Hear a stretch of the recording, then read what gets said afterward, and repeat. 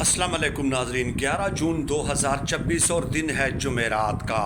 बड़ी तशवीशनाक ख़बरें सामने आ रही हैं, पाकिस्तान के हवाले से भी और ईरान के हवाले से भी।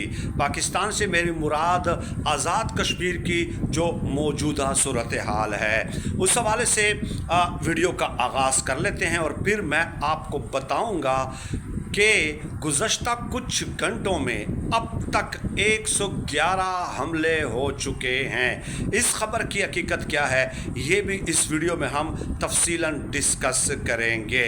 आज़ाद कश्मीर के हवाले से मैं आपको बताऊं कि आज़ाद कश्मीर के जो वज़ीर आज़म हैं, जो कि पीपल्स पार्टी के हैं, उन्होंने तसलसल के साथ मीडिया की स्क्रीन्स पे आके ये तासुर दिया कि वो मुज़ाकरात करना चाहते हैं। लेकिन आज़ाद कश्मीर के लोग चूँकि उनको जानते हैं कि ये मुज़ाकरात की आड़ में कौन सी गेम खेल रहे हैं। अब ख़बर ये है कि वफाकी हुकूमत ने, अता तारड़ साहब ने कहा है कि हम जत्तों के साथ कोई मुज़ाकरात नहीं करेंगे। और इसके अलावा अक्टूबर 2025 में जो एक मुआहदा हुआ था इसी जॉइंट एक्शन कमेटी के साथ, जिनको अब गद्दार कहा जा रहा है, इसी कमेटी के साथ एक मुआहदा हुआ था और उनकी तमाम FIRs को ख़त्म कर दिया गया था। लेकिन अब हुकूमत ने, वफाकी हुकूमत ने यह फ़ैसला किया है कि वो तमाम FIRs अब दोबारा बहाल की जा रही हैं। जी हाँ, इससे आप सूरत हाल की संगीनी का अंदाज़ा लगा सकते हैं कि आप ये कहें कि जत्तों के साथ हम मुज़ाकरात नहीं करेंगे और साहब का FIRs भी आप दोबारा बहाल कर लेते हैं, तो डेफिनेटली न वो पीछे हटने के लिए तैयार हैं, ना आप पीछे हटने के लिए तैयार हैं। और इससे गुज़श्ता वाली वीडियो में मैं आपको बता चुका हूं कि ये जो मुज़ाकरात की ऑफ़र की गई है, तो कौन सी 4 शराइत जो है मुज़ाकरात से पहले रखी हैं जॉइंट एक्शन कमेटी ने, उमर नज़ीर कश्मीरी वग़ैरह ने, और अब उनकी गिरफ़्तारी के लिए भी छापे मारे जा रहे हैं। हालांकि वो कल रावला कोर्ट में बाहर आ गए थे। तमाम FIRs और जो सरों की कीमत मुकर्रर की गई है, उन सब को दोबारा बहाल कर दिया गया है। लेट अस सी, क्योंकि ये सिचुएशन इतनी आसानी के साथ, ये जो कुछ तज्ज़ियाकार या सहाफ़ी बस वो जो कह देते हैं ना कि बस ये हो जाएगा और फ़लाँ हो जाएगा और बस फिर मामला जो है ना अमन हो जाएगा, मामला ठीक हो जाएंगे, ये तो बस जो ना एक ऐसे चौकी मार है फ़लाँ फ़लाँ फ़लाँ, इस तरह की जो बातें करते हैं, तो मेरा नहीं ख्याल कि ये मामला इतना सादा और इतना आसान है। और ये इस तरीके से ताकत के ज़ोर पे जो है, आप देख लें, पूरी दुनिया में मिसालें देख लें। मैं कौन कौन सी मिसाल जो है वो आपको गिनवा दूं कि ताकतवर तरीन ममालिक अपनी पूरी रियासती वसाइल के साथ भी जब लोग खड़े हो जाएं तो उनको आज तक जो है वो मनवा नहीं सके, उनको शिकस्त नहीं दे सके। अब आ जाते हैं कि हुआ क्या है। देखिए, ईरान और अमेरिका के दरमियान यूँ समझ लें कि अब मुज़ाकराती अमल ख़त्म हो चुका है, क्योंकि ईरान ने आज ही, अब से कुछ देर पहले ये अनाउंस कर दिया है कि अब हम बड़ा संजीदगी के साथ गौर कर रहे हैं कि तमाम तर मुज़ाकराती अमल और सीज़ फायर हम अमेरिका के साथ ख़त्म कर दें। क्योंकि अब मंडे के दिन जो है ना, डोनाल्ड ट्रंप ने ये बयान दिया कि मंगल या बुध तक जो है ईरान के साथ मुआहदा हो सकता है। और फिर क्या हुआ कि बुध की रात, कल रात गए जो है ना, रात के 1-2 बजे उन्होंने एक ही घंटे में अमेरिका ने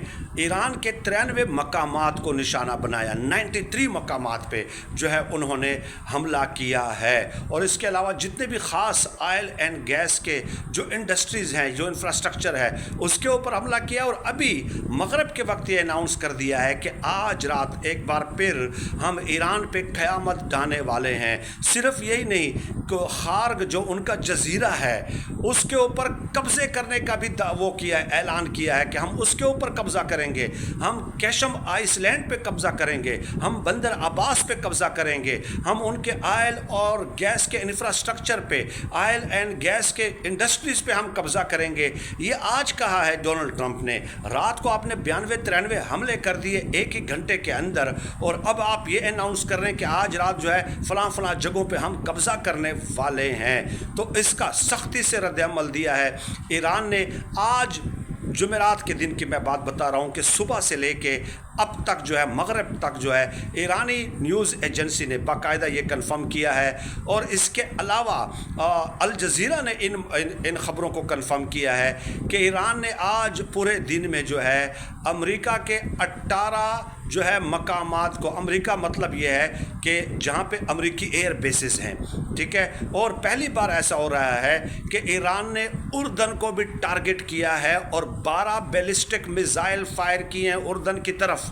کتنے؟ 12 بیلسٹک میزائل۔ اور ایرانی جو نیوز ایجنسی ہے ارنا، اس کے مطابق اس حملے میں امریکہ کے F-15 F-16 اور F-35 یہ جو جنگی جہاز ہیں وہ نشانہ بنے ہیں اور ان کو نقصان پہنچا ہے۔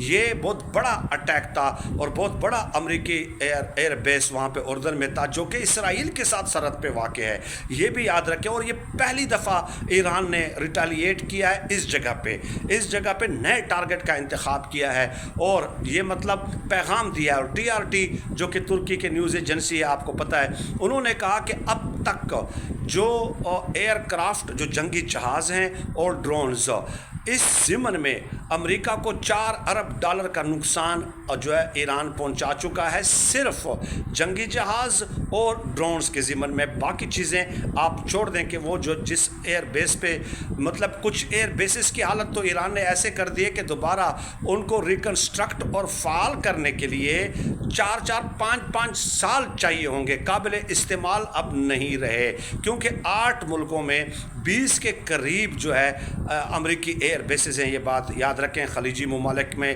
مشرق وسطیٰ میں۔ اور اس کے علاوہ ایران نے جو ہے بحرین کی طرف 36 ڈرونز جو ہیں وہ فائر کیے ہیں، اور اس کے علاوہ کویت کی طرف 24 کے قریب ڈرونز جو ہے وہ فائر کیے ہیں، اور ان کے 2 ایئر بیسز کو کویت میں بھی نشانہ بنایا ہے۔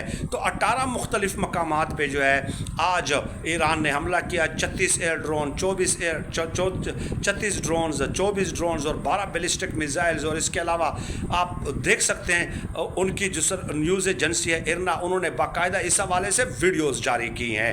تو صورتحال ایک بار پھر تشویشناک ہو گئی ہے، اور ڈونلڈ ٹرمپ کے یہ دیکھیں ایرانی قوم نے کیا کیا آج تک، 1980 سے لے کے 1979 سے لے کے جتنی بھی تیاری انہوں نے کی ہے وہ ساری امریکہ کو سامنے رکھ کے کی ہے۔ اور امریکہ کے حوالے سے یوں سمجھ لیں کہ انہوں نے PhD کر رکھی ہے۔ پہلے دن سے وہ یہ کہتے رہے کہ یہ مذاکرات کے آڑ میں تیاری کر رہے ہیں، مذاکرات کے آڑ میں دوبارہ منظم ہو کر ہمارے اوپر اٹیک کرنا چاہتے ہیں۔ امریکہ جب یہ کہتا ہے کہ ہم نے مذاکرات کرنے ہیں تو اس کا مطلب یہ ہوتا ہے کہ اس نے ایک بار پھر پیٹھ میں چھرا گھونپنا ہے، اور یہی بات انہوں نے عملاً پریکٹیکلی امریکہ نے درست ثابت کر دیا۔ اور ایک اور بات یاد رکھیں، بہت بڑی ڈیولپمنٹ ہے کہ اسرائیل نے یہ فیصلہ کیا ہے کہ مغربی کنارے پہ یہودی بستیاں وہ تعمیر کرنے جا رہا ہے، اور $4-5 ملین جو ہے وہ اس حوالے سے جو ہے وہ مختص کر رہا ہے۔ اور اس حوالے سے اسرائیلی پارلیمنٹ میں اب بل پیش ہونا ہے، بل 1-2 دنوں میں پیش ہوگا، اس پہ بحث ہوگی اور اس کو منظور کیا جائے گا۔ اگر یہ ہو جاتا ہے تو آزاد فلسطینی ریاست کا جو قیام ہے وہ بڑا مشکل ہو جائے گا، بہت ہی مشکل۔ ان عرب ممالک کے موجودگی میں تو ویسے بھی مشکل ہے، لیکن پھر بہت زیادہ مشکل ہو جائے گا۔ تو انتہائی تشویشناک ڈیولپمنٹس ہیں جس سے آپ کو آگاہ کیا، اور مختصر الفاظ میں اور سادہ الفاظ میں جو ہے میں نے آپ کے خدمت میں یہ گزارشات پیش کرنے کی کوشش کی ہے۔ اللہ پاک سے دعا ہے کہ اللہ پاک ہمیں خلق خدا کے لیے آسانیاں پیدا کرنے کی توفیق عطا فرمائے، آمین یا رب العالمین۔